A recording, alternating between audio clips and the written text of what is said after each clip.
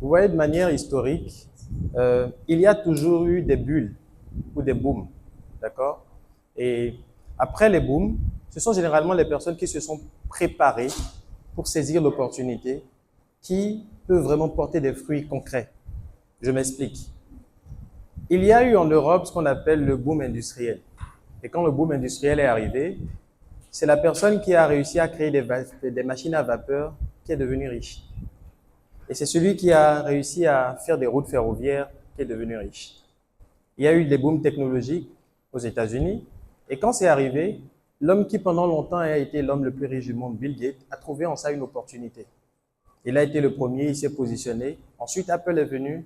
Et puis, ils ont créé des sociétés qui sont devenues extrêmement puissantes. Ensuite, il y a eu plusieurs autres booms. Mais il y a eu un boom dans les années 2000, qu'on appelle la bulle numérique de mémoire. Et c'est parce que cette bulle est arrivée que les sociétés comme Google, parce que Internet est né justement, Google s'est rendu compte que Internet rassemblait un grand nombre d'informations. Et donc Google dit, je vais proposer une solution, je vais permettre aux personnes, dans le nombre d'informations incomptables qu'il y a, de pouvoir faire des recherches concrètes et avoir directement les réponses dont ils ont besoin.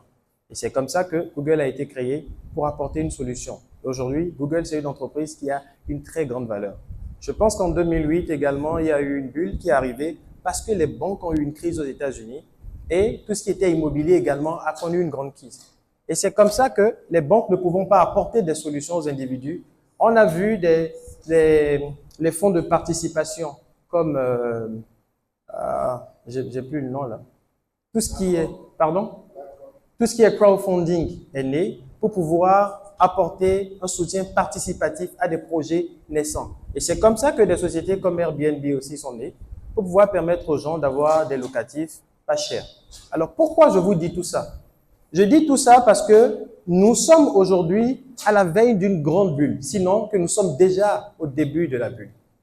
Les statistiques sont claires, l'Afrique francophone est en train de recevoir le regard du monde entier.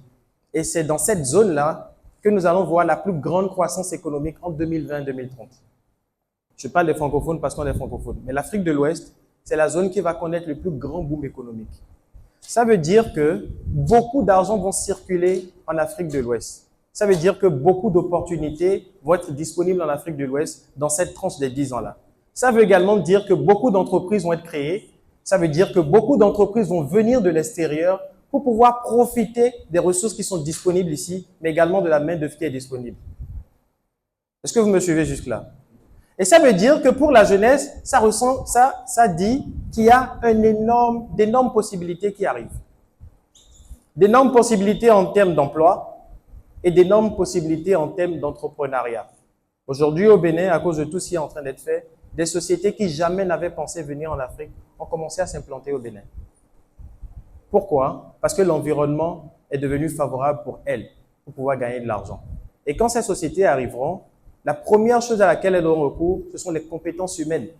Mais est-ce que nous sommes suffisamment prêts pour répondre aux besoins? Il faut le reconnaître, notre système éducatif fait beaucoup d'efforts.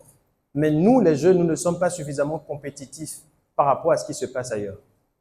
Lorsqu'on a étudié au Bénin, l'erreur qu'on fait lorsqu'on va à l'école, c'est qu'on pense qu'on va à l'école afin de pouvoir répondre aux besoins de son pays. Mais la vérité, c'est que ce n'est pas le cas.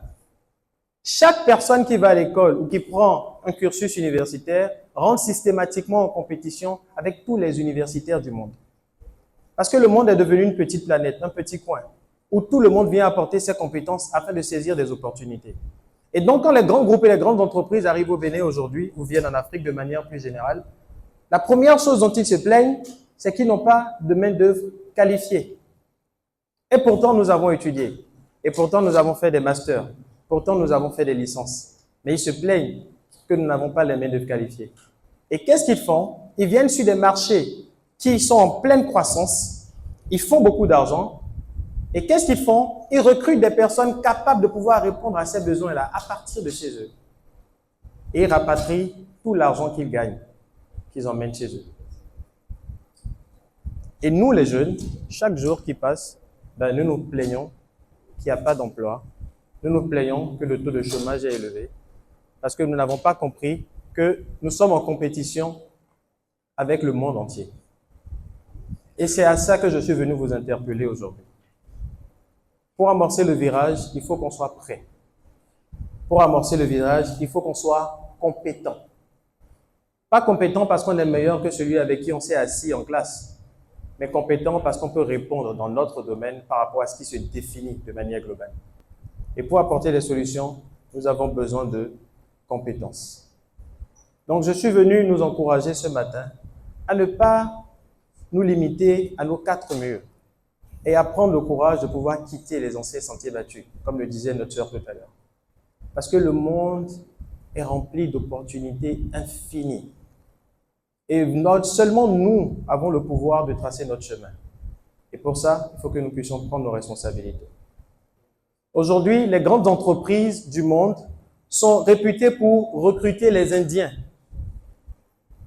Toutes les grandes entreprises aujourd'hui recrutent les Indiens. Alors que ce même pays qu'on appelle l'Inde se retrouvait à un certain moment, avait à peu près le même statut que nous, les pays africains sous-développés aujourd'hui. Mais ils ont travaillé à maîtriser la technologie et ils ont travaillé à construire des écoles qui étaient compétitives. Et aujourd'hui, beaucoup de géants ont émergé de là-bas et font la fierté de l'Inde partout dans le monde. Et je crois que nous aussi, nous y arriverons, si nous y travaillons de manière intentionnelle. Donc, amorcer le virage, pour moi, c'est ça. C'est être prêt, c'est être compétitif. C'est comprendre que notre vie ne se limite pas à Cotonou et qu'on n'est pas en concurrence avec les Togolais, on est en concurrence avec le monde entier. Et c'est sans pitié. Les gens viendront nous prendre toutes les opportunités, même ici. Et c'est à nous d'être prêts, suffisamment prêts pour garder déjà ce qui est à nous ici, mais également suffisamment prêts pour aller prendre ce qui est à l'extérieur.